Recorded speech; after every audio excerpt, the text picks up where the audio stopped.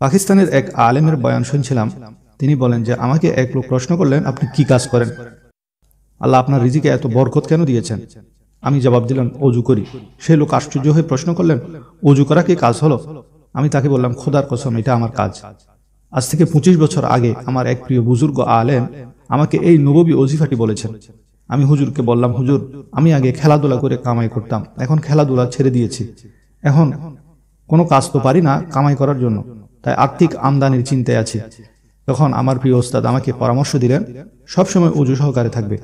আল্লাহর নবী সাল্লাল্লাহু আলাইহি ওয়াসাল্লামের কাছে এক সাহাবী এসে বলেছিল যে, ইয়া রাসূলুল্লাহ, আমার আর্থিক সমস্যা। তখন নবী করিম সাল্লাল্লাহু আলাইহি ওয়াসাল্লাম তাকে এই পরামর্শটি দিয়েছিলেন যে যখনই তুমি অজু ভঙ্গ হয়ে যাবে তখনই অজু করে নিবে, অজু ছাড়া থাকবে না, এক মুহূর্ত অতিবাহিত করবে না, তারপর দেখো কি হয়।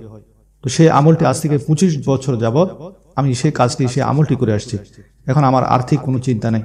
আমি জানি না আমার টাকা পয়সা খরচাপাতি কোথা থেকে আসে। আপনিও বা অজু থাকা শিখে নিন, তাহলে রিজিক সেখান থেকে আসবে যেখানে আপনি কল্পনাও করতে পারেন না। অজু সহকারে থাকার সবচেয়ে বড় নিয়ামত হলো আল্লাহ আপনাকে রিজিকের টেনশন থেকে মুক্তি দান করবেন। আর অজু সহকারে থাকলে বান্দা গুনাহ থেকেও পাক থাকতে পারে। নামাজ জামাতের সাথে পড়া সহজ হয়। তাই মালি পেরেশানি, রিজিকের পেরেশানি দূর করার জন্য সবসময় অজু সহকারে থাকার অভ্যাস করো।